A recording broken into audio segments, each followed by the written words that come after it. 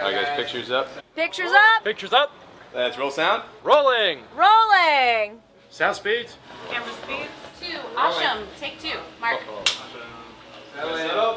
Set. And action.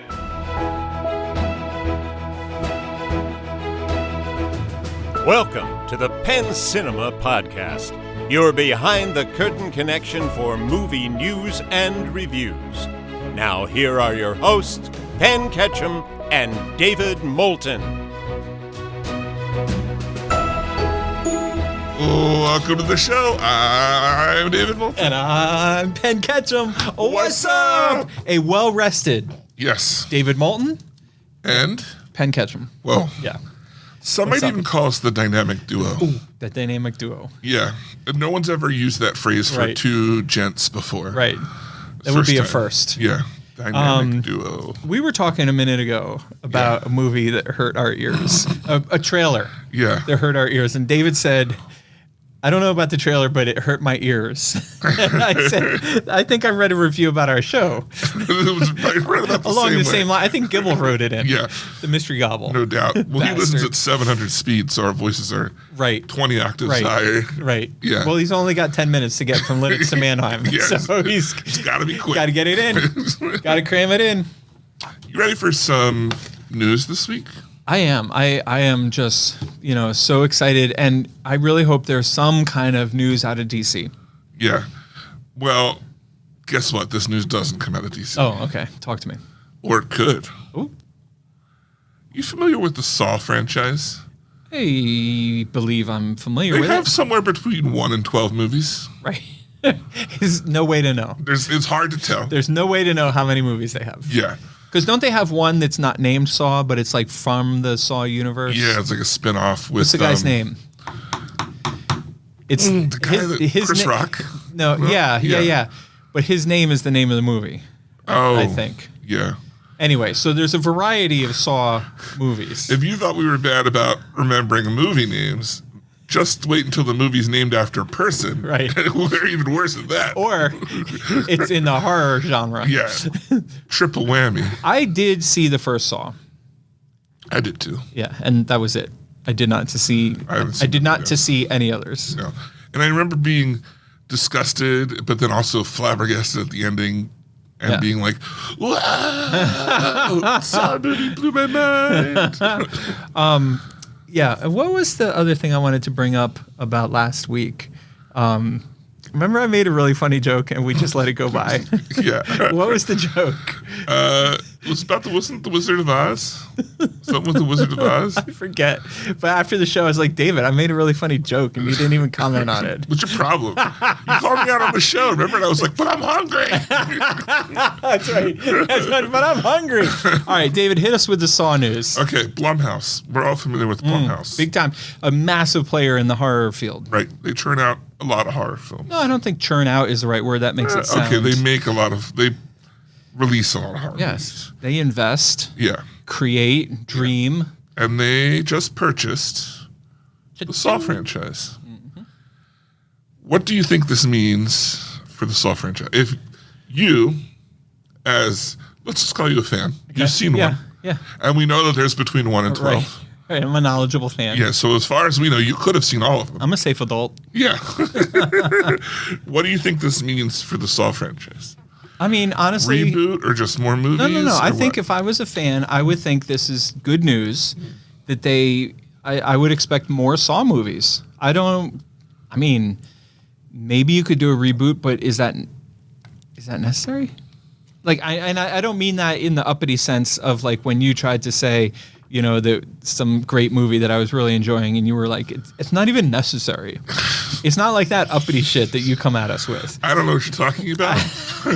I'm referring to like, I don't know the franchise well enough to know, like, would it benefit from a modern day reboot but either way, if you're a Saw fan, this is good news because Blumhouse brings a whole world of resources to continue the franchise one way or another. What would you prefer? A reboot to the franchise? What would you, as an exhibitionist, prefer? A reboot to the franchise? We prefer the term exhibitor. Exhibitor. Okay. Yeah. Would you prefer a reboot to the series or a continuation of the series under Blumhouse? Strictly from a business point of view. Yeah, at the end of this, I'm going to tell you what I read online. Okay. The I would opinions. prefer a reboot. Okay. All right. From a business point of view. Clean slate, start over, awesome. The comments that I saw from Saw fans, Yeah. or I'm going to assume Real Saw fans. real Saw fans online, were negative. What? No. Yeah, and they were saying not Blumhouse. They make things too quick and fast. And That's often. awful. That's just internet being awful. I'm just saying. The reaction I saw was negative because they thought they would churn them out too quickly. Which I'm like, but there's between 1 and 12 of these movies. I don't feel like they were holding back at all. This is not Avatar. Yeah, I don't. If you want to talk about a series that churns them out quick, Right. You know. Yeah. This is not Final Destination 6. I feel like it was like once a year for a while there. Mm-hmm. So anyway, All right. Well, once again, the internet disappoints because if you're a Saw fan, you can't see anything but good. You should not see this as anything but good news for you. Blumhouse has done some good horror. They're great. Even that, like at least I've enjoyed Invisible Man. Didn't they do that one, Ready or Not? They make great movies. Yeah. And if you love this franchise and you want it to move forward, like in this day and age that we're living in, you got to have a sugar daddy. Yeah. You got to have, like, Blumhouse comes to the table, that nails down the future of Saw forever. Mm-hmm. Like, you're good to go. Yeah. Until somebody buys Blumhouse, and then you're even better. Disney. I want Saw to be the new princess. Saw guy. All right. Are you familiar with James Gunn? Yeah, he's the head honcho at DC Comics, DCU, Right. for making all the new DC superhero movies. The biggest one, the first step forward, July 11th, Superman. It's going to be big. Mrs. Maisel co-stars as Lois Lane. Yeah. It's going to be awesome. Well, I know when we go to movies, Indeed. the first thing you ask me in the middle of the movie is, do you think there's more of this movie at the end? Right. And I'd like to wait till the middle of the movie Right. because When I I'm get bored. fully focused. Because I get bored. Yeah. You think there's more of this movie at David. the end? Wouldn't that be great? Hey, David. Are you busy right now? What's going on? Who's that guy? When you call me and I'm right next to you. James Gunn has confirmed that there is an end credit scene, otherwise known as a stinger, with Superman. Now, he didn't say that it builds up to the next movie or anything like that. Just that there is one. You got to assume that there is. And speaking as an exhibitor, as an exhibitionist exhibitor. Exhibition. Yeah. As Exhibit, the rapper. What if an exhibitor got arrested for flashing an audience? He'd be an exhibitionist exhibitor. Right. Yeah. So, but I'm not. I'm just a regular. You're more of an exhibit. Right? I'm an exhibit. Exhibit A. Right. Exhibit A. Idiot. Exhibit A. Exhibit A. What was I saying? There's a stinger at the end of Superman. I think that, getting ready to say, as an exhibitor, the pre-sales for Superman are sweet. Nice. Very- They started this weekend, right? Very, very strong. They started a few days ago, and right out of the gate, this is going to be a big movie. Oh, yeah. This is going to be a big movie. And so... Based on a true story. Right. Everybody knows that, David. Everyone. Don't... Clear in the trailers. Right. Yeah. So therefore, I think it's a pretty safe bet that there will be Superman 2. And therefore, I'm going to be irritated if the stinger is not like related to a sequel. I think the stinger would be more related to the next, whatever's next. The stinger has, that would be great. That would be the ideal scenario is the stinger's related to the next DC movie. Yes, that's what I'm saying. Yes, Yeah. yes. And the second most ideal scenario would be it's related to Superman 2. The third most, in other words, disappointing stinger would be if it's something stupid with his dog. I love the dog. I know everybody does. Yeah. That's what I'm saying. fill me in on this other stuff. Speaking of James Gunn, I'm not going to try to do we have 3 James Gunn stories. So you would call this a James Gunn machine gun? I would call it a James Gunn trequel. Oh. A threequel. 3-shot. Yeah. A triple. Yeah. This is a triple threat. JG triple. JG3. Okay. Not to be confused with the JGB, Oh. a.k.a. the Jerry Garcia band. Right. That's a whole different thing. Everyone is familiar with that. The JGB. The thing you just said. Right. Yeah. JGB rocks hard, I'm just saying. I mean, most likely. He's been dead for 30 years, but they're still going strong. It doesn't matter. Speaking of James Gunn, he did an interview with Rolling Stone. And it was cool. I actually read the interview. Did he have to ride in a car next to it, or walk next to the Rolling Stone? How did it work out? No. He was on top of it like a circus animal. Yeah, okay. He was that makes more walking sense. on the ball. Yeah. Like a trained bear. Yeah. Right. Come on. Got it. Come on. Driving I next should to have it. thought that through. The questions were written on it as he walked. Right. As he walks, they reveal themselves. Yeah. So anyway, there was a variety of interesting nuggets. Okay. But the 2 that I pulled out that I thought were worth reporting on, I mean, Rolling Stone reported on them, and I'm just echoing them. You're familiar with Superman and Supergirl. The Supergirl movie is called Supergirl Woman of Tomorrow. Okay. No, you're wrong. No, James Gunn has changed it from Supergirl Woman of Tomorrow, and now he goes, it's called just Supergirl. Even better. I like that better. I like it 100 times better, but what I like most about it is that he made this seemingly significant decision in the exact same way that we make seemingly important decisions at Penn Cinema. Right. Like, we just go about doing our business, and we talk about stuff and refer about stuff, and then ultimately that's what we're doing.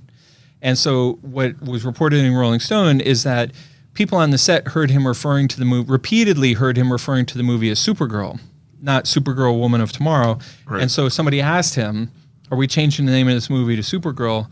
And he goes, yeah, I think it's just called Supergirl now. That's the quote. I think it's just called Supergirl now. I like it so much better. Yeah. I think the subtitles better for a second film. Great. Or Totally. yeah. Yep.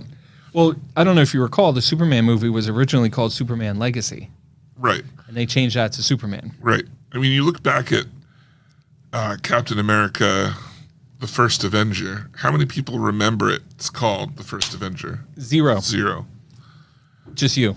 Yeah. I mean, people remember the subsequent ones because their titles are more in line with the story beats and everything, and the character's been announced, but Yeah. yeah.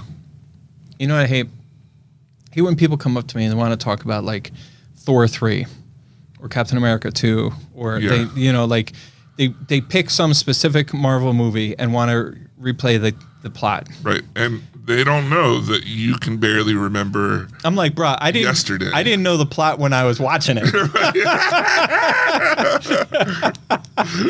And you want to come at me 6.5 years later? Yeah. Come on, take a seat. Settle down, Beavis. Don't you remember movie number 14 in the Right. in the Marvel Right. Cinematic Universe? Right. Yeah. Wow. Okay. And then Gunn, the second nugget that I thought was interesting, we saw the Batman, starring what's his face, Bobby Batts. Yeah, Robbie Benson, the Matt Reeves one. Yeah, Matt Reeves. And in that same interview with Rolling Stone, while he was walking on the ball like a trained circus animal, DC Studios boss James Gunn urges fans to chill out when asking about Matt Reeves and The Batman Part 2. Apparently, they're still working on the script. It's still a long way away. And he said Matt Reeves likes to work slow, give him space. It's going to happen. It's coming There you along. go. What do you think about that? Whatever. Yeah. I was encouraged by it. We liked The Batman, right? We didn't love it, but I liked it. You liked it. I liked it. You liked yeah. it more than I did. Yeah, a little gritty. Yeah, I mean, I liked aspects of it, but for me, like, I don't know. I think they're starting up this DCEU, and I just don't feel like they're going to have another Batman.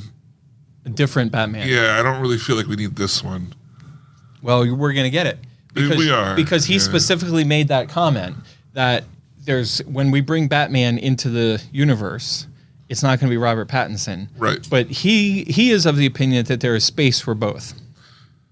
I don't disagree with that. I don't disagree with it either, but I agree with you. I would prefer not. Right. I would prefer one Batman. One Batman at a time. Because, they do multiple comics at the same time. But the difference there is it's the same Batman with different stories. Like, I would not have a problem if we had mainline Batman and then we had a series of movies called Batman and Robin that were Batman and Robin adventures. If it was acted by the same guy. Acted by the same Batman. Right. Yeah. Right. All right. All right. Well, I mean, that's kind of all the news fit to print this week. Unless you got anything else. Is it? Oh, we did it. I just snuck it in. I didn't. You thought I wasn't going to do it. I thought it wasn't going to happen. You know what happened? I got to tell you. I got to be honest with you. Okay. I got my cues a little mixed up. I was getting myself in the headspace for the new little ding ding ding ding ding. Yeah. That comes at the end of the trailers. Yeah. I've been trying to be more mindful. Been studying mindfulness. Breathing and deep breathing and all that kind of stuff. So I was all ready for I'm trying to deal with some health issues. Not healthy. No, there's nothing wrong. I'm just saying. Well, you have a new robot knee. I have a new robot knee. I'm trying to take care of myself. Right. From what I've read, it takes a lot of concentration to fight off the AI trying to actively take control of your body. Thank you, David. Yeah. Thank you. I appreciate you checking that out. I mean, I know what's up. Right. Right. So anyway, I was getting myself in the headspace for that nice little crystallized Om. Right. Moment. Yeah, it's ready. All right, we're up with trailers. We have 7 trailers this week. I'm going to go out on a limb, David. I don't know if you agree with me. Some of these I like better than others, but I'm going to go out on a limb and say that we have 7 good trailers, or at least 5. I was going to say, you just talked me down from 7 to 5 without even saying anything. I would have stopped at 3. No. We have at least 5 good trailers. We definitely have 5 good trailers. Maybe 4. Maybe 4. Bruh. Don't embarrass yourself in front of our listeners. There's 5 good trailers this week. I don't know which one. I have a hard time with this, what I think is my trailer of the week. I'm going off the reservation. I got my trailer of the week is not I'm all right. I'll say it when I get there. I have a specific reason why it's my trailer of the week, but there were 2 other trailers that I liked better. Now, here's the question. All right, how are we doing this? Here's what I'm dealing with. All right, talk to me. Do you give trailer of the week this week to the best trailer or the trailer for the movie you want to see the most? Or the most, not the most, but a fresh, creative trailer. I felt as though there was a really fresh... that would go under best trailer. Okay, yeah. So I'm going to go trailer of the week I'm going to go to the best trailer. I'm going to give it to what I think is the most effective trailer. I think that's going to be the same thing. Okay. I think we're going to be on the same page. All right. Ready to start it off? Please. Start off with my trailer of the week. The Naked Gun. The Naked Gun. So good. Is that for you too? This is a close, right? This was really my favorite trailer, but I'm giving my trailer of the week to another one. But this trailer was hilarious, made me laugh, very effective, good trailer. Right. And I think the way I'm going to say it's the most effective, because the other one felt like it was really the teaser was very nostalgic based, and I felt almost all of the humor was relying on that a little bit too much. Where what about when they said 2 dunes? 2 dunes? Yeah. What this? Oh, maybe we're not talking about the same trailer. Oh, well, no, that's Spaceballs. Yeah, that's what I'm saying. Like, we're talking about the Naked Gun. But I thought you were comparing it to Spaceballs and saying that Spaceballs was nostalgic. No, the first Naked Gun trailer. Oh, the first Naked Gun trailer. Yeah, which was mostly just him dressed up as a little girl, and then a couple of quips. This is how I want it. This was like very classic, over the top. Yeah. Like he's handcuffing a guy and he pulls his arms off. Right. And then he beats him with his own arms. And I almost feel like the only bad thing about this trailer is before it plays, and I hate when they do this, takes all the mystery out of it. They show a clip from the trailer, and they're like, coming up, the trailer for Naked Gun, the movie. Yeah. And it's like one of the gags from the movie, and then it goes to general audience symbol. I hate when they do that because you can never show the trailer to someone and be like, check this out.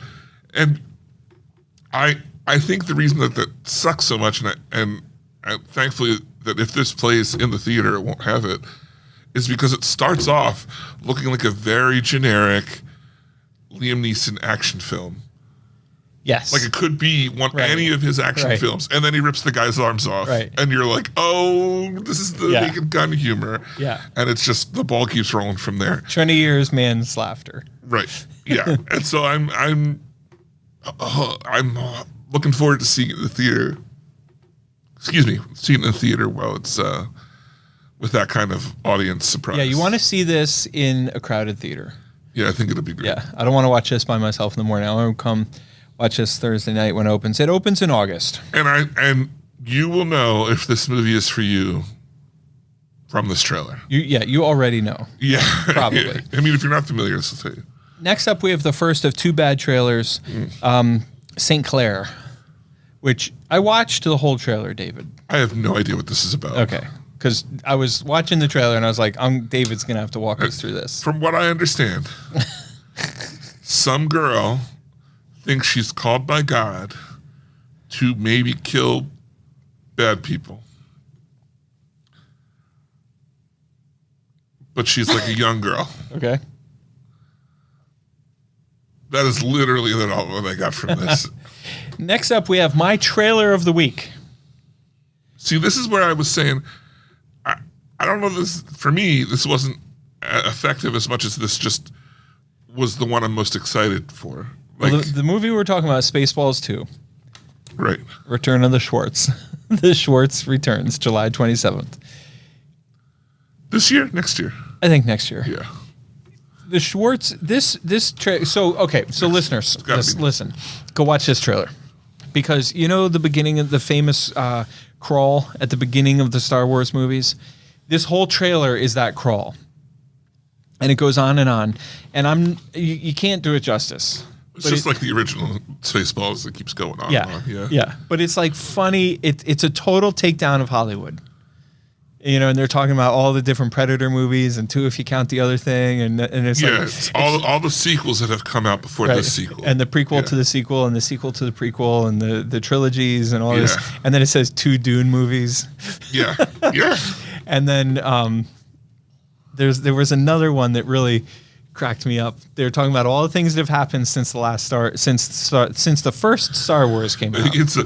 There's the prequels, the sequels to the prequels, and the prequels to the sequels to the prequels, and then it just goes on and on. Yeah. And then they go into like rehashing all the other Hollywood movies, right? Like 3 Avatars.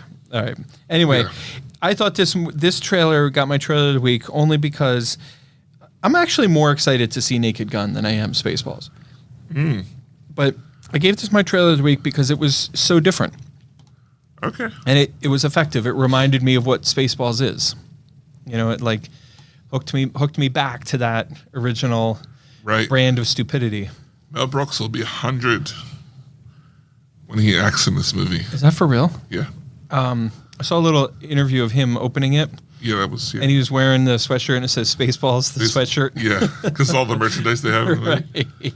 Yeah, you know, I have a barf costume, so you know. Yeah, there you go. I think I've seen you in it. I'm sure you have. Yep. Next up, we have another good outing. Superman's final trailer. So for those of you keeping count at home, we are up to 3 so far of good trailers. This is the shortest one, I think. Which, being the shortest one, it still has new content in it, which is surprising. Was that Godzilla breathing fire? No, it's the same monster that's been in all the trailers. But it shows him like holding a building from crushing a car and just some more general heroic stuff. I think I would have thought this was a TV spot. Yeah. And not a trailer. It's so short. And really all this trailer is to say tickets are on sale now. Yeah, and it's a big plug for IMAX on this trailer. Oh, that's true. That's true too.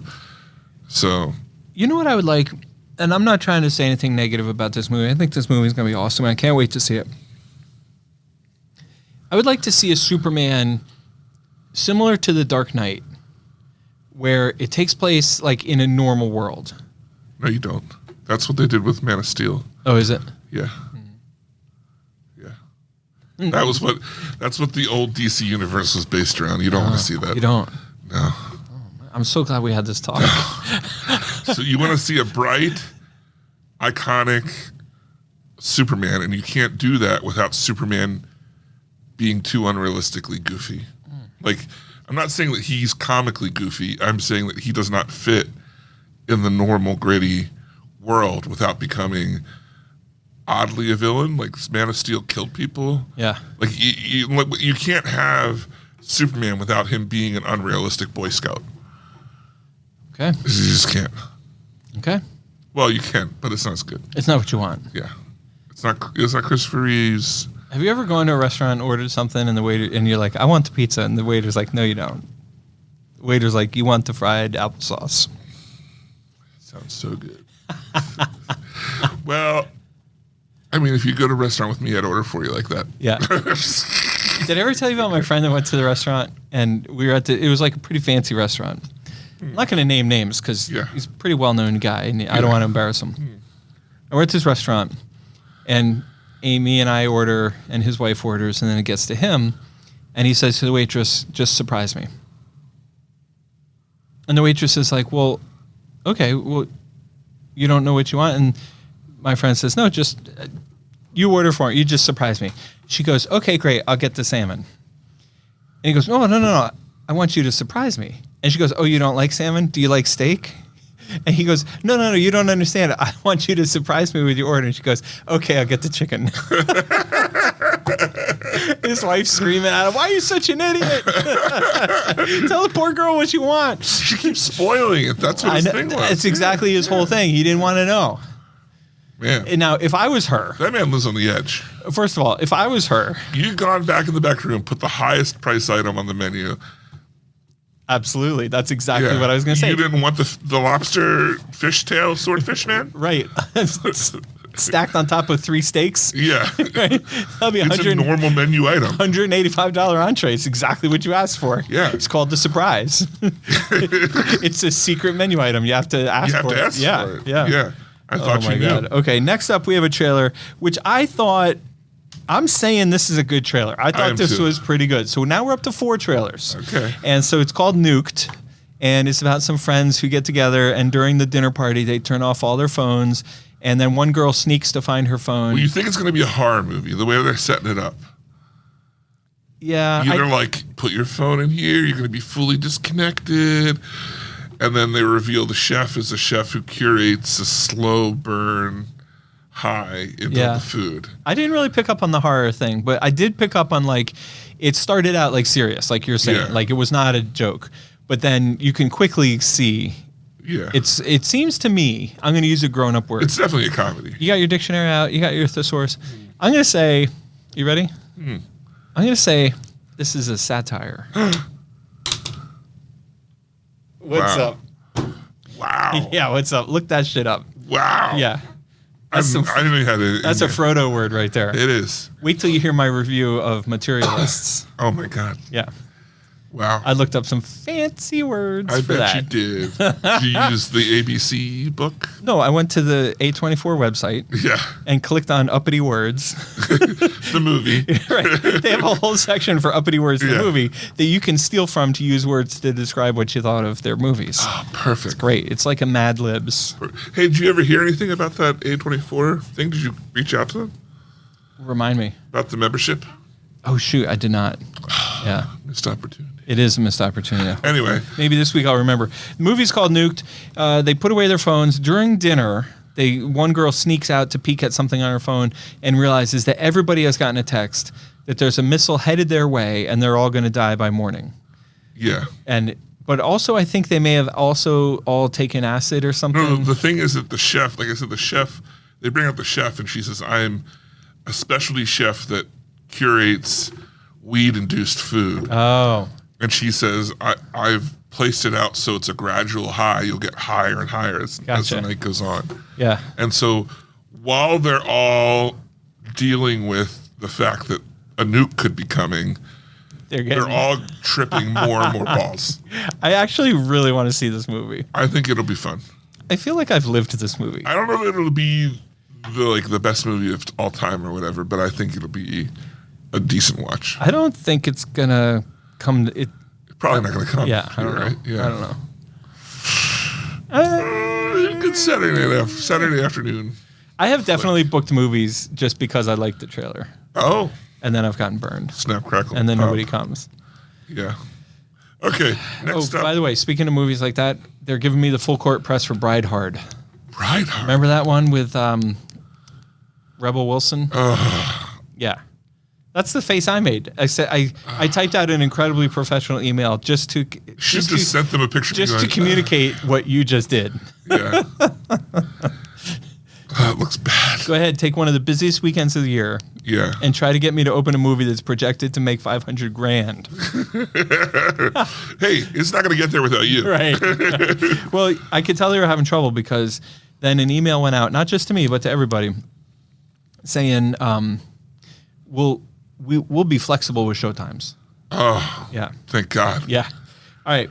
Next up, we have our second bad trailer.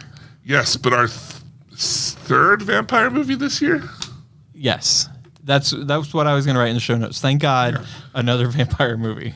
Yeah. It's called Abraham's Boys. It's only in theaters, wink, wink, July 11th. David, walk us through this mess. It has a subtitle that's like a something something Dracula tale. Yeah. It is basically Dracula. It says, actually, the full title, I don't know if you read this off the YouTube trailer, is Abraham's Boys. Oh my God, another Dracula movie. But this time it's 1918 or 1800s. Right. Yeah, so it's 1800s and it's Dracula and it's You know that franchise scary movie? yeah. And then one of them is called like Not Another Scary Movie, There's not another teen movie. something like that. Yeah. And I feel like this is what they should call that, but unironically. Right. Yeah. Because it's true. Yeah, right. This does not look all that impressive. It's an 1800s Dracula story. And is that your kawaii look? Yeah. Wow. I'm trying out a new look on David. Yeah. This is how I want to look when you think I'm paying attention. Yeah. Yeah. His cutesy Asian girl look. This does not look good. And it's coming out tomorrow, basically. I mean, it's July, but it's like, this is the first we've heard of it. This is the first trailer.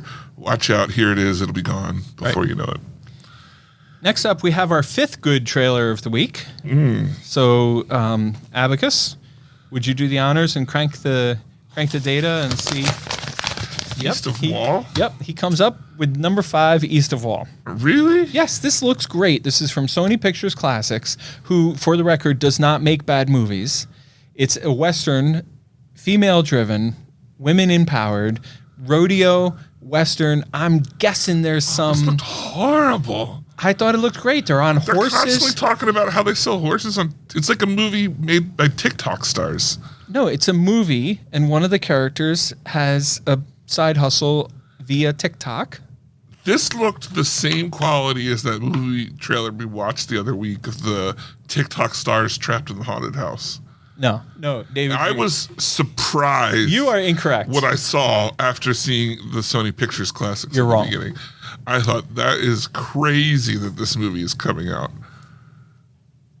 Podcast@pencinema.com. Which one of us do you agree with? The movie is called East of Wall. East of Wall. This is a great trailer that David is incorrectly labeling as a terrible trailer.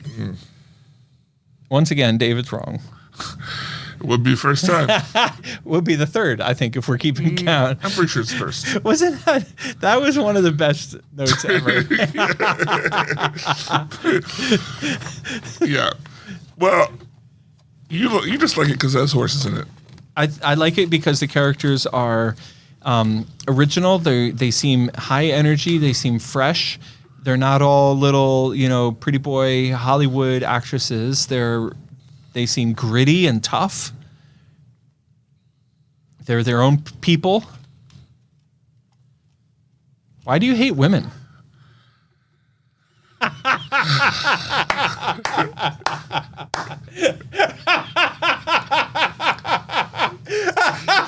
And I'm Penn Ketchum. Take care and party on. There's not a smart comment that gets me out of that. All right, so this week we had 7 trailers. The correct answer is 5 good trailers, 2 bad trailers. Podcast at penncinema.com. If you had an opinion on East of Wall. Yeah. Wall, I'm saying. I will say one thing I don't like about this movie Is the title? is the title. And all the TikTok videos? I don't the bad get acting? I don't get the title. And the horrible dialogue? I think the TikTok videos look cool as hell. Best part of this trailer is the horses. Yes, absolutely. Yeah. Okay. I'm not going to argue with that. The horses are badass. And these people are doing tricks on them and standing on them, flipping upside down. Man, I'm telling you. David. Yeah. Okay. Podcast at penncinema.com if you like East of Wall. All right. 5 good trailers. David's trailer of the week and my very close second, The Naked Gun, starring Liam Neeson. And my trailer of the week, only because it's so different, Spaceballs 2, The Schwartz Returns. There you go. What a clean palette. I feel so fresh. I mean, it almost makes you forget that you had a bad disagreement with me during that last segment. I didn't have a bad disagreement. I feel like someone took a stand and then someone got angry and it was you. I didn't have a disagreement. I was right and you were wrong. I don't know. Well, hold on. That's not a disagreement.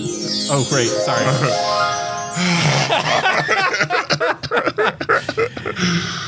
This week we saw the movie Materialists. It stars Dakota Fanning, Chris Hemsworth, and the guy that Pedro Pascal. you voted Pedro yeah. for class president. Oh shoot, Pedro Pascal's his actual name. Yeah. What's a different Pedro? Yeah, or did you call him Pedro last week? Well, I think I picked up through the grapevine that the way you are supposed to pronounce his name is Pedro. I don't think so. I think that's with an E instead of an A. No, that's what I'm saying. But it's Pedro. But I think normally people just pronounce it Pedro because that's how you pronounce Pedro. But I think he goes. I heard people who sounded like they knew him calling him Pedro. Well, I know him, and I called Pedro. Right. Oh well, that's my bad. See, there you go. That's my bad. All right, so we got Dakota Fanning, Right. Chris Hemsworth, and vote for Pedro. Vote for Pedro. Right. And the 3 of them starred in this incredibly fresh and original romantic comedy. The material. I keep calling it the Materialists. Yeah. Materialists. And the other thing that's interesting is I see it written many places with a lowercase m. I saw it written here with the lowercase m. Yeah, That was I'm the not only sure what place I had that's seen it about. before. Okay. I don't know. What did you think of this movie, Penn? You did not watch this movie. I did. I totally watched this movie. I'm trying to sort out because I liked it. Okay. I liked it. Okay. I did legitimately watch it. I'm trying to organize my thoughts because I don't want to just, it's a cop-out to just say, oh, this is a pizza movie. Because there's a lot going on, and the movie's making a lot of statements about how we think of each other and how we think of things, and we're checking boxes. He checked a lot of our boxes. She repeatedly says that, all this kind of stuff. And then by the end of the movie, she's like Dakota Johnson is trying to say, like, there's so much more than just what our first assessment of somebody is checking boxes, but people are so much more than, Right. their stats, so Right. to speak. So I I feel don't think it's a pizza movie. I don't think so either. That's what I'm trying to say. I think it's a genre movie. It fits. It's a movie for its genre. What genre is that? Romance, Not rom-com. not rom-com. Right, romance. Romance. Yeah. Okay. Yeah, I would agree with that. Yeah, like it is. And I don't think drama. It's not drama. It's Right. romance. It's definitely romance. There were a couple lighthearted moments Right.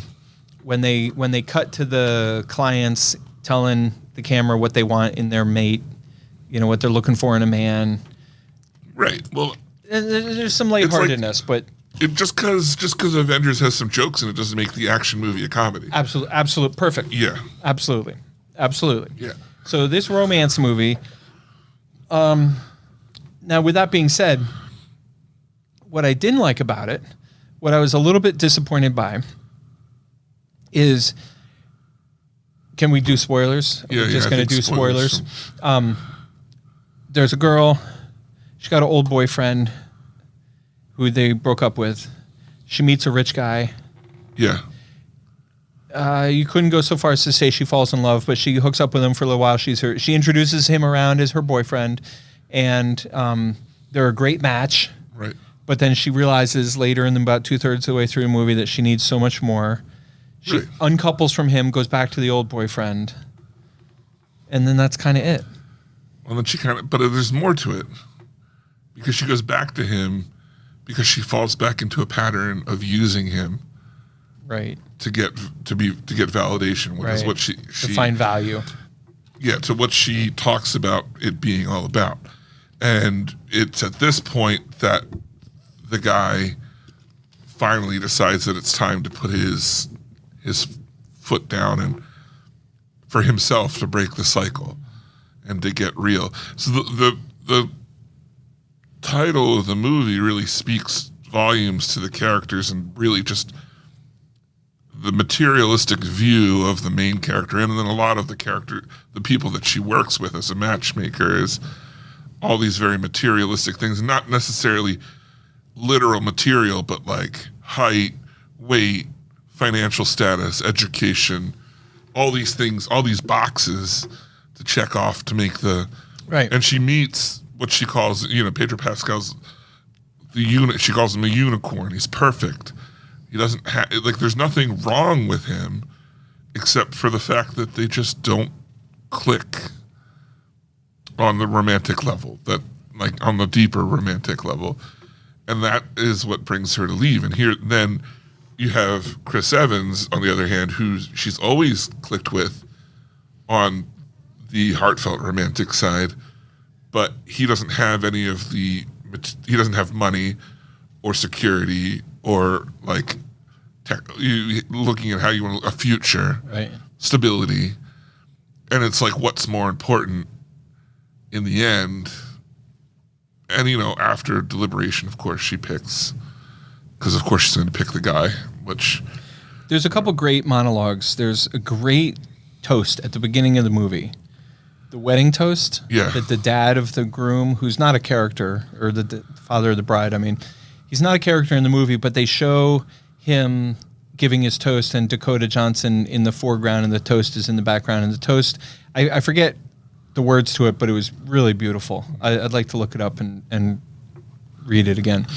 And then there's another great sort of monologue. There's another great line when she and him are on the front steps at the very end of the movie after she spent the night sleeping on Sophie's couch. And he says something about, Final offer. What? Yeah, final offer. I love you no matter what. Yeah, that's all all I have. Yeah. Final offer. Yeah. Yeah. That's pretty cool. I don't know. I'm going to go ahead and the other thing that I would say about this movie, like all good movies, all really good movies, is I feel like you watch it a second time, you're gonna take more in. Yeah.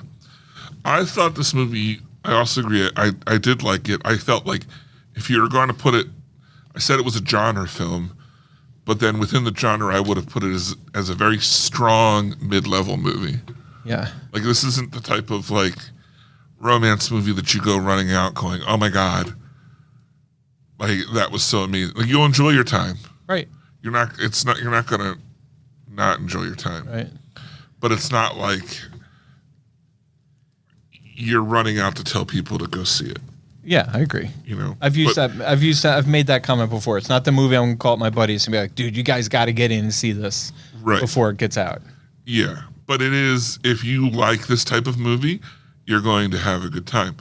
My problems with the movie, I don't know. This is a big thing that I was going through in my head because.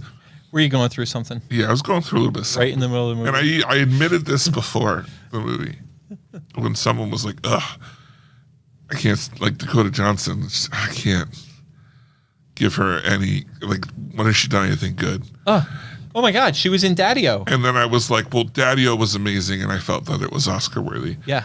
And that proved to me, because up to that point, I would have said the same thing. What has she done that's worth our time? No. And I think the 50 Shades franchise everyone gives it a like. She was stereotyping that. They turn their nose up on her because it's like a softcore, nudie movie. And then but Madam Web. now, Madam Web, I will say she was not good in Madam Web. I didn't think. Daddy-O blew me away, and I had to admit, I said, I may be letting this one performance Okay, so anyway, outweigh. what were you going to say? No, that's it. You were I said I think that this one performance may be outshining any doubts that I have for her and something else, so she could let me down.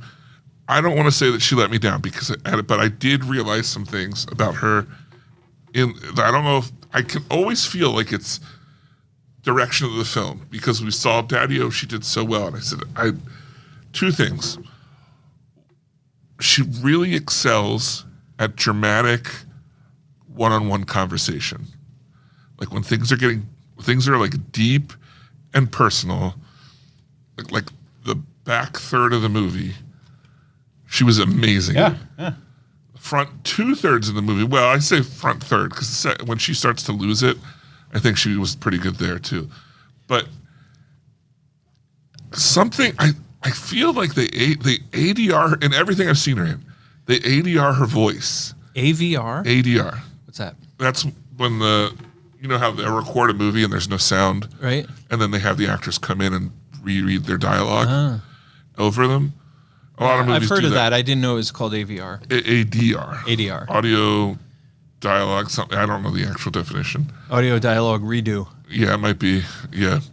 But the ADR, and for whatever reason, when she does it, it loses all of the inflection and it never sounds like it's coming from her body in the film. Like it sounds like you're listening to something over top of an image instead of the sound coming from the image.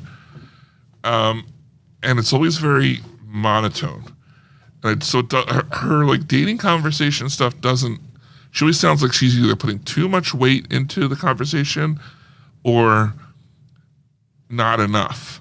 Like she's just reading the lines and it's not like, so it'd be like me going, oh my God, what do you mean that I didn't get the award? And it also simultaneously like, yeah, I had a really good time on this date tonight. Like those two. Now, but when you get into the really dramatic stuff, she excels. So, I think that I disagree. Couple comments. First of all, let me backtrack. Unrelated to this movie. If you want to understand what David's talking about, when the voice doesn't match the body, watch a foreign language movie in English.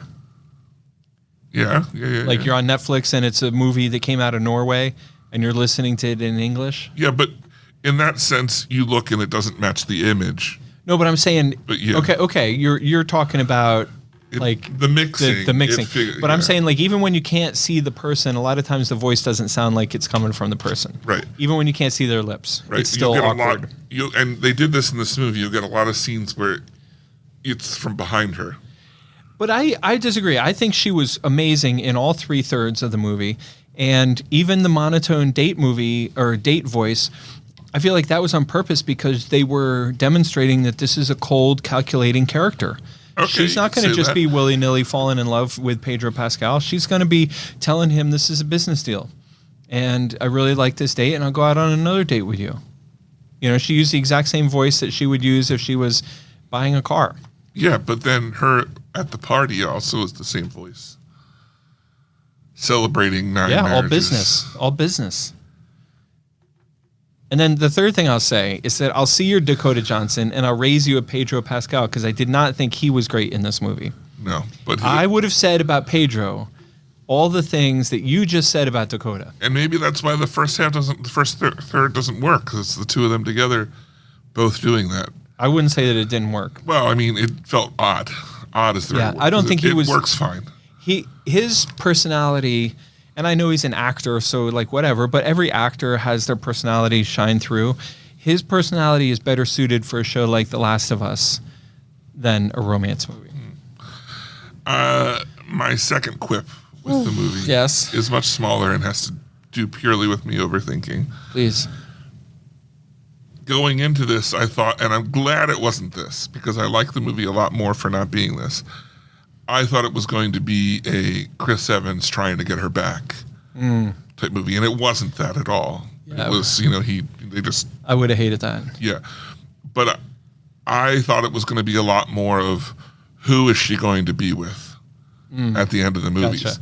But instead, at the very beginning of the movie, when the credits roll, you get Dakota Johnson, Chris Evans, a bunch of other people with Pedro Pascal. Interesting. And which means Pedro Pascal is not a major part of the movie. Can we talk about how great Chris Evans was? Oh yeah, He was great.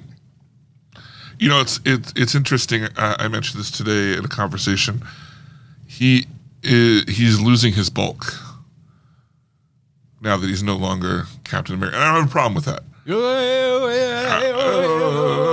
I'm just saying. You got something against skinny people? No. Yeah, I do. Why can't you be fat like me? Right. What's your deal?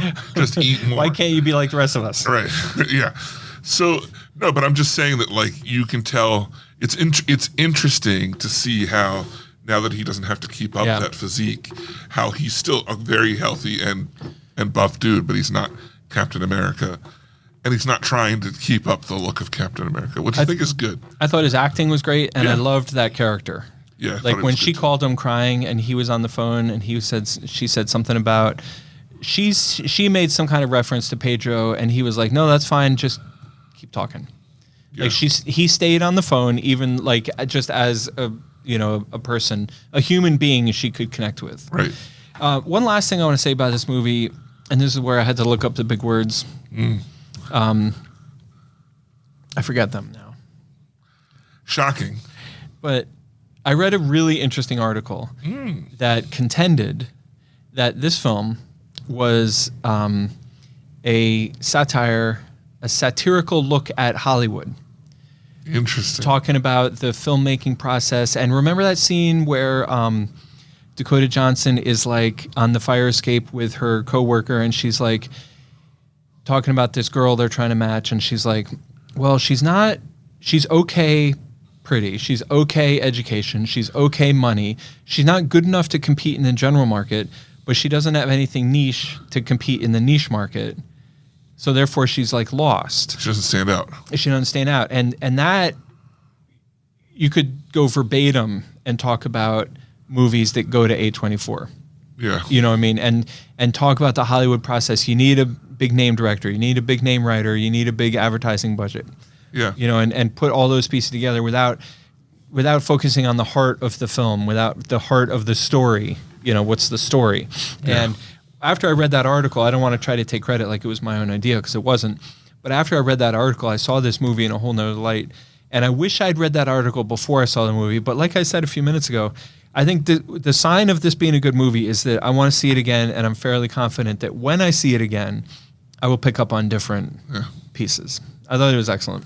Cool. Well, I'll say best movie I've ever seen. Materialists, best movie of all time. Best movie of all time. The Boat. All right, look, next week we're going to watch The B-Mote. The B-Mote. Ballerina. The Ballerina. What's it called formally? From the world? From the creator, from the a John Wick story. John Wick. It starts with from. From the creators of John Wick. No, it's like from the world of John Wick, I think. Yeah, from the. I mean, They can't just call it ballerina. They gotta somehow get Cinderella. dumb. Do-do-do-do-do-do. Yeah. Okay. All right. I think that you should read the next one because I should read the one after that. We're going to move on to listeners' notes, questions, feedback, comments, and so forth and so on. Look, if you want to be a part of the show like these wonderful people, the best way to do that is to go ahead and email us, podcast@pencinema.com. Start us off with Black Bumper Becky. No sound effects? She doesn't have one. We got to get one of those old-fashioned honk you mean car like- horns. Oh, shoot. No, like the kind that's on a Ford, like an old school automobile from the 1920s or something. Yeah. All right. Anyway, Black Bumper Becky writes in and says, "Hello, Penn and David. Now, for those of you who don't know, Black Bumper Becky, we don't hear from a lot, No. but she has been a fan of the show, a longtime supporter. Yeah. Literally since day one. Yeah. I mean, she goes back. She goes way back. She goes back to when we were just kids. Well, I mean, the shadow may know, Right. but Black Bumper Becky remembers. She remembers. Yeah. So she writes in and says, "Hello, Penn. My friend Penn and David, my friend Jody and I came to see Wicked at Penn Cinema last week. We were so excited to get the beverage, the poster, and the pin. We got our photo in front of the pink and green Wicked display in the lobby. We were the featured photo on Penn Cinema's Facebook post for the day. Of course you were. Both of us had originally watched a movie at home, so this was our first viewing on the big screen." Come on. Becky. Stop me in my tracks. I know. Talk What- about that. Every Slap in the single face. slap in the face. Every single person in Central Pennsylvania saw this movie. Well, they live in Lebanon, so That's what I'm saying. That's why I didn't say Lancaster. Yeah. That's why I didn't say Lancaster. Okay. Lancaster, Lebanon, Dauphin, York. They all came. they all came. Most of them came to see it at Penn Cinema. We had it, as you recall, we had a big Crisis showdown. We had it playing in IMAX for a while. Yeah. We had IMAX showtimes And it played for like 7 months. forever. Yeah. Yeah. But she watched it on TV. Okay, interesting. So she says, both of us had originally watched a movie at home, so this was our first viewing on the big screen. It was splendid. And then the trailer hit, so we are so invested. And then she put a bunch of emojis on it. Yeah. Now, I hesitate to admit that I, like both of you, are less than fully cultured. I love it. Insulting. I mean, to all three of us. Right. I have not seen the Broadway musical. I don't know how all this plays out. My very first thought, I kid you not, was that they faked Elphaba's death. Same as David. Jody had an amazing theory that I don't want to steal from her, but trust me, it's deep. All I ask is that you give us this tiny bliss of ignorance until November. What's she saying? No spoilers? No spoilers. Okay. So we can't read. Frodo writes in. Well, we'll have to proofread. We'll have to proofread. Okay. Yeah. Perhaps the favorite sister will write in to school you or scold you, or Frodo, dear Frodo. But I beg of you, in the name of all that is holy, redact. Wait, hang on a sec. I need to look that up. That's his phone. Redact. Guys. I got it. Okay. Yeah. Yeah. Redact. That means draw in a dramatic fashion with a black Sharpie over the words in the opening credits of a spy thriller, usually. Redact their corrections for the good of the audience.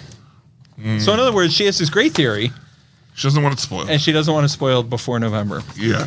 I am so excited. Just making that joke about how everybody else saw the movie reminded me of how fun that era was, having Wicked in. Yeah. That was such a good time. It'll be here before you know I it. can't again. wait.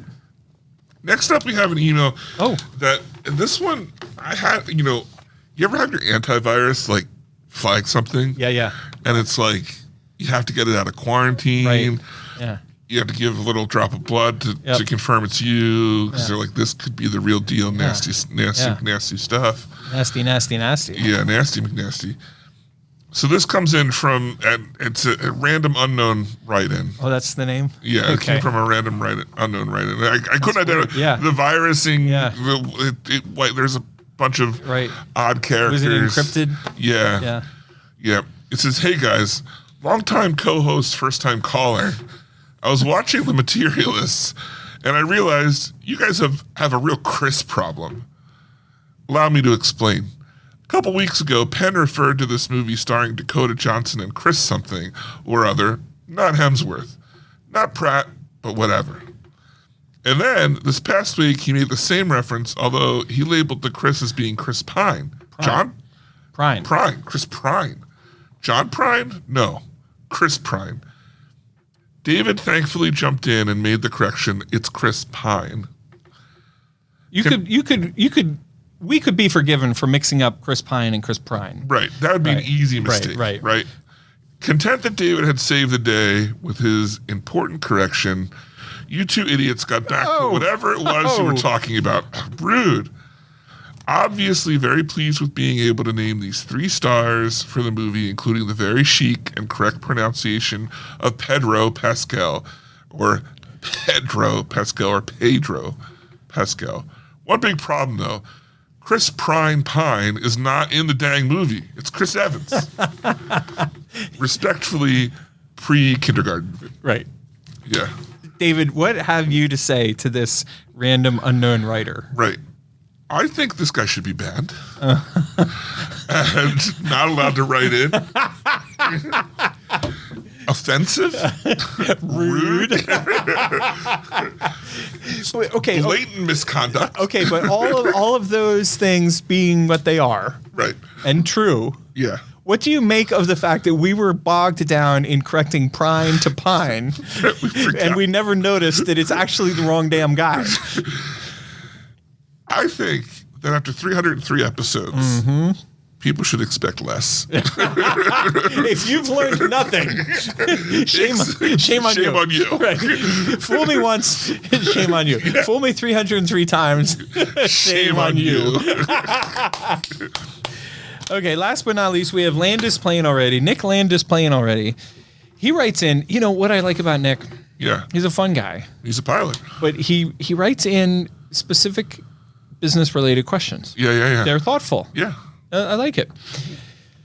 Nick lights in and says, you mentioned last episode that How to Train Your Dragon sneak peek was 3D showings in the Delaware Valley, 2D in the Susquehanna Valley. Is there a general trend that 3D is more popular in those markets?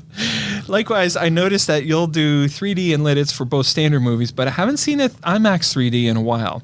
Is it that Lancaster Countyans are willing to spend a premium for 3D IMAX, but not both? Looking ahead to Avatar this year, I know Cameron, I mean, he goes by first name basis, but Right. he's referring to James Cameron. Like that person you said that knows that Pedro Pascal guy. Right. Yeah. My friend that's friends with Pedro. Right. This Pedro. guy clearly knows Cameron. Right. So Nick goes on to say, looking ahead to Avatar, I know Cameron likes to encourage 3D as much as possible. Is that going to be an exception to the rule? All right. The reason why I chuckled is because we were required. So the sneaks. Sorry, let me see what the questions are. Is there a general trend that 3D is more popular in these markets? The answer is no. No. 3D is generally not that popular anywhere. It's the lesser of the formats.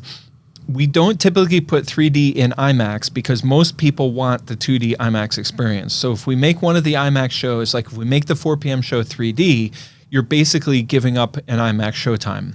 Right. And you're pushing everybody to the 1 o'clock or the 7 o'clock. So to get back to the How to Train Your Dragon sneaks, the requirement from the studio was you had to either play it in IMAX or in 3D. So if you didn't have an IMAX screen, you had to play it in 3D because they wanted that extra $1 premium or extra $2 or whatever the upcharge is. So that's why there was kind of this mixed and matched. And in the I assume you're throwing Wilmington into the Delaware Valley mix. The reason why it did not play in IMAX in Wilmington is because we had already booked Mission Impossible in IMAX, and in Lidditz, we had not sold any tickets, so I was able to cancel that show and put in a How to Train Your Dragon. And in Wilmington, I already had tickets sold, so I wasn't willing to cancel that show. So I hope that sort of explains that. When we do 3D, Nick, I don't know if you would have ever noticed this, but when we do 3D, and this is in all locations, it's in a small theater. Like it's in Lidditz, it's in Theater 13. In Huntington Valley, it's theater, like I want to say 5 or 6. I think it's 5. Now what about with Avatar? Because he went on to ask that. Is that going to be mostly 3D? It will be mostly 3D, and the Avatar in IMAX will be, if I remember correctly, will be only offered in 3D. Interesting. Yeah. Interesting. We'll be happy to follow the studio's lead in terms of offering 3D showtimes, but the studio, you got to remember, there's 2 different bodies you're dealing with. You're dealing with the production company, which is James Cameron. The body of Christ. Okay, 3 different bodies. Jennifer's body. Okay, 4 different bodies. Right. Okay. You got Jennifer. You got the body of Christ, and then you got the production house. Okay. Which is James Cameron's body, and then you have the distribution, which is what we so commonly refer to as "quote unquote" the studio. Right. And then you have the body of the Titanic. Which is That's a whole different thing. But again, that's James Cameron's thing. Yeah. Okay. Good point. So when I say that I'm dealing with studio, I'm dealing with the distribution arm, not the production company. And depending on the strength of the director, the production company has either little or maximum impact influence on the studio, the distribution arm. So somebody like James Cameron, Steven Spielberg, Christopher Nolan, like these guys, when they hired, for example, Christopher Nolan, when they hired Warner Brothers to do the distribution, he has all kinds of rules and things that Warner Brothers is obligated to enforce. So that's why when you get different titles have different levels of 3D. But with all that being said, the studio is closer related to us in the sense that they are less committed typically, and I'm not trying to cast stones here, but the studio is typically mostly committed to selling the most tickets. Right. And less, like, that's priority number gonna one. put it as- and yeah. priority number two is the artistic vision of Mr. Cameron. Right. So if I put the 3D shows, because I just know the reality of the world is they're less popular, if I put them in a smaller theater, then that's going to help the studio sell more tickets because I'm not giving up a bigger theater. Right. You know, I'm not using that resource. Yeah. So it'll be a sticky wicket to navigate because I believe when Avatar comes out, we're still going to be doing a lot of Wicked tickets. True. So we're going to have a full house. Yeah. Well, going back to How to Train Your Dragon, I heard from a one and only Goonies Jason that it is a must-see in IMAX. Yeah, I heard the same thing. I haven't seen it yet, but I can't wait. I'm going to watch it in IMAX. Yeah, and not just from him, I've heard that even though it's a one-to-one remake, it is absolutely worth seeing. Yeah. That's what I've been hearing. Well, it's doing huge numbers, and this weekend we have 28 Years Later and LEO opening, and I think How to Train Your Dragon will easily still be the #1 movie. Nice. Yeah. Nice. All right, well, let's move on because there's been something on my mind Oh, no. since last week. You can talk to me. Can I? Yeah. Because really, sometimes I sit up at night and I just want to know, Pen, what's up with you?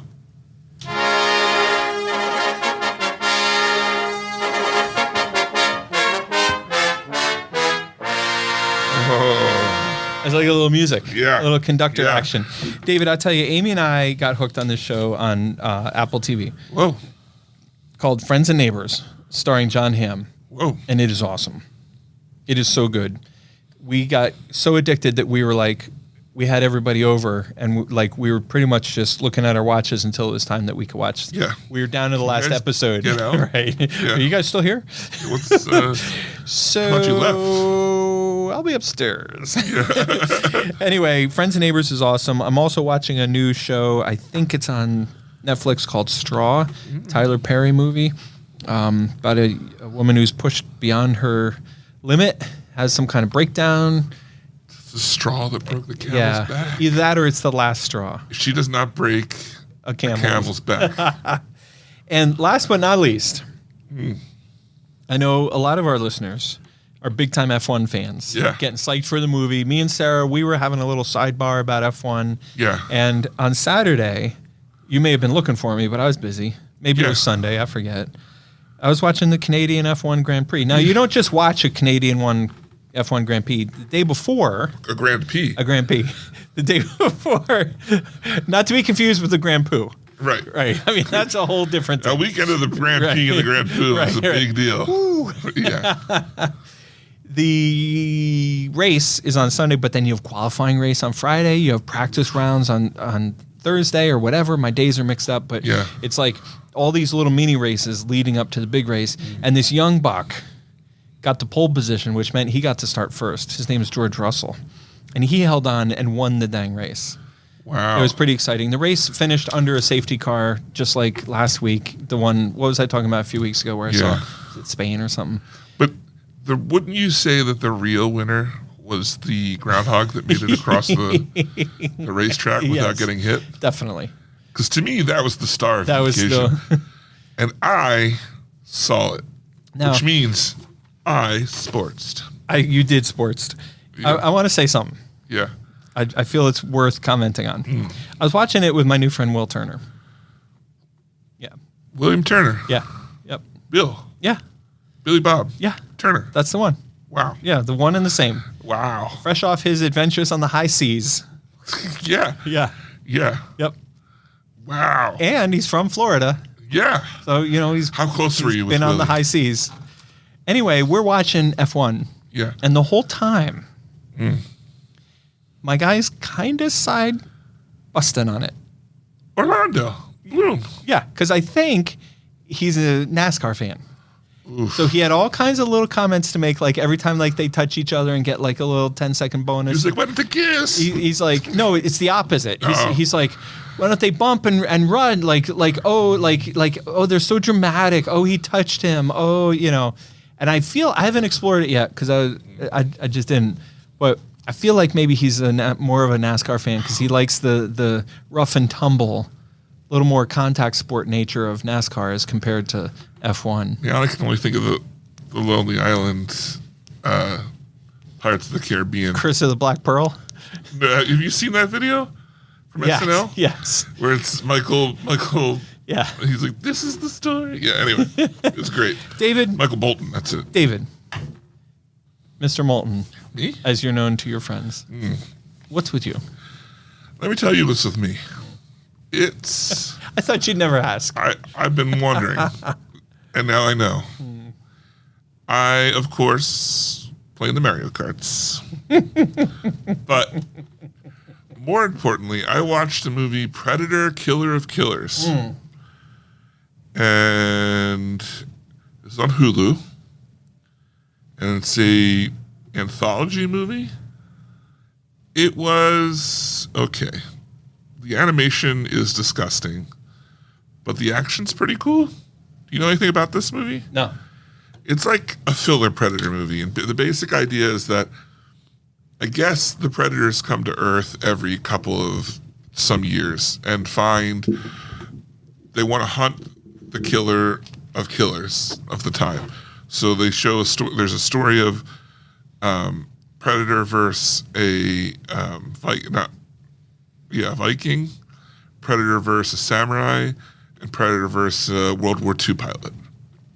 And then the idea is that all three of these people beat the Predator, and that anyone who beats a Predator, other Predators come and capture, and then bring them back to the Predator planet. They keep them on ice, and then they wake them up to battle each other, and then have Predator fights. My problem with the Predator franchise, It's boring. is that the first and second one were both the idea of this incredibly powerful thing comes to Earth and gets beaten by, well, not that Arnold's a regular person, but a regular soldier Right. and a cop in LA, right? Like they come and they overcome these great odds. The thing is, every Predator movie is exactly the same in that someone unmatched kills a Predator.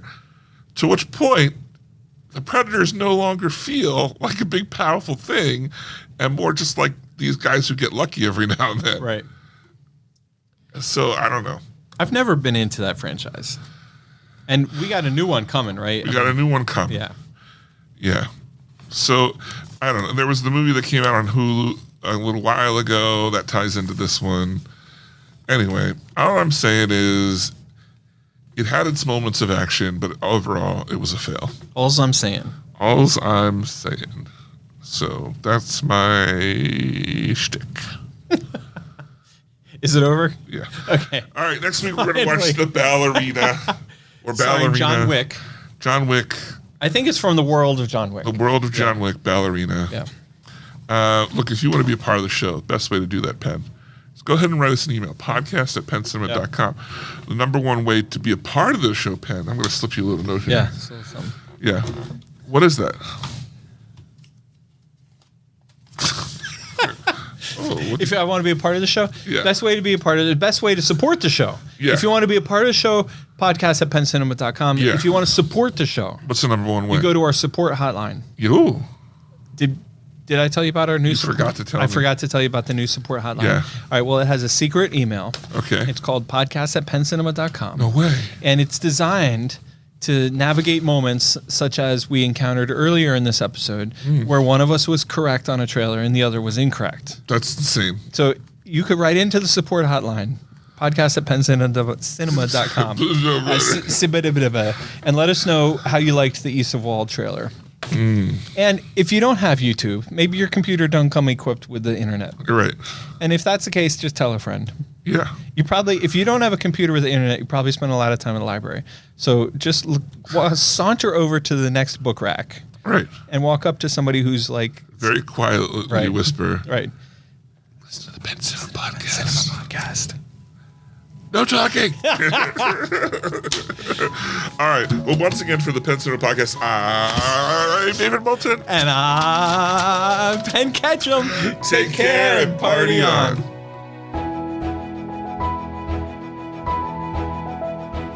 Thanks for joining us this episode. Our hosts would love to hear from you.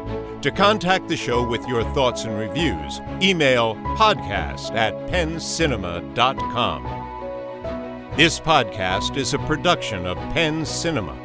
Escape to the movies at Penn Cinema, featuring crisp digital projection, killer sound, reserved seating, and premium power recliners. With locations in Lancaster, Pennsylvania, Wilmington, Delaware, and Huntington Valley, Pennsylvania. Showtimes and tickets available at www.penncinema.com.